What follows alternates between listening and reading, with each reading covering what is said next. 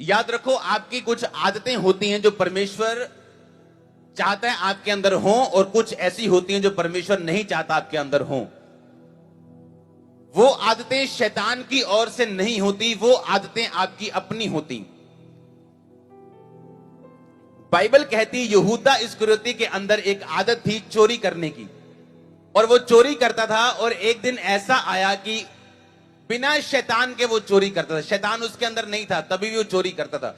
Bible बताती शैतान तब उसके अंदर गया जब यीशु मसीह ने रोटी का टुकड़ा डुबो के उसे दिया। हाँ के ना? तो एक गंदी आदत ने उसके अंदर शैतान को एंटर करने की जगह दी। वो आदत थी यहूदा की चोरी करना। आमीन। आपके अंदर आज मैं आपको ऐसे पॉइंट्स दूंगा, अगर आपके अंदर वो नहीं है तो आप नाश होने वाले क्रिश्चियन नहीं होंगे, आप सफल क्रिश्चियन होंगे। और आमीन ऊंचा तो आशीष आज आपकी है। पहला पत्रस 1 उसकी 23 आयत।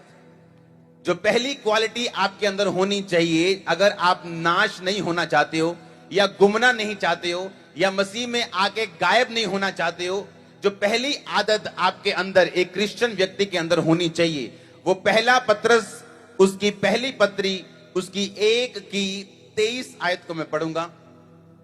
उसमें लिखा, क्योंकि तुमने नाशवान नहीं अविनाशी बीज से परमेश्वर के जीवते और सदा ठहरने वाले वचन के द्वारा नया जन्म पाया है।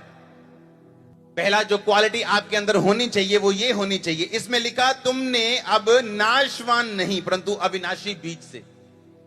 नाशवान बीज वो होता है जिसके द्वारा आप अपने माता के गर्भ में गए। आपके पिता का सीड, आपके पिता का स्पर्म जो आपकी माता के गर्भ में गया और आप जन्मे, वो नाशवान स्पर्म है, वो नाशवान बीज है।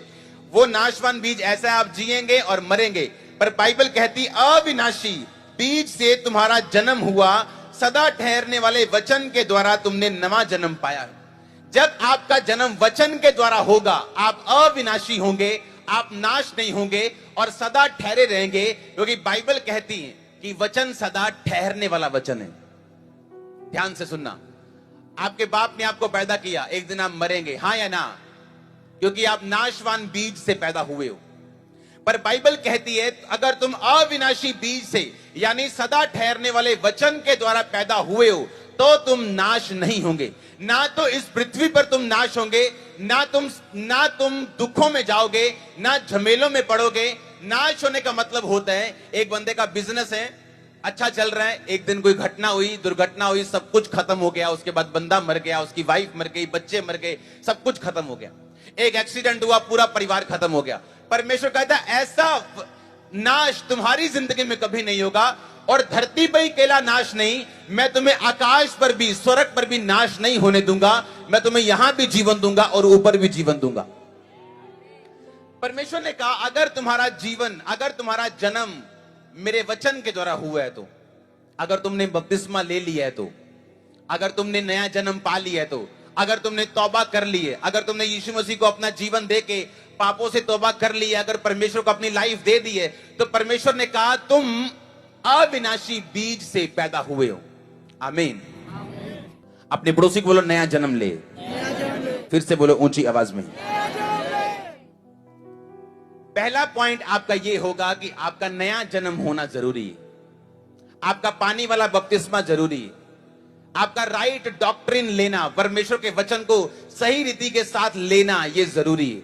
आपका ध्यान अकेला हीलिंग्स और चमत्कारों के ऊपर नहीं, आपका ध्यान वचन के ऊपर भी होना चाहिए। वचन पे पहला स्थान देना चाहिए और दूसरा स्थान आपका हीलिंग और मिरेकल और सब चीजों की तरफ होना चाहिए। क्योंकि बाइबल कहती है उसके धर्म और राज्य की खोज करेगा तो सब वस्तुएं तुझे पीछे पड़ के मिलेंगी। आमीन। ऊंचा आशीष ऊंची।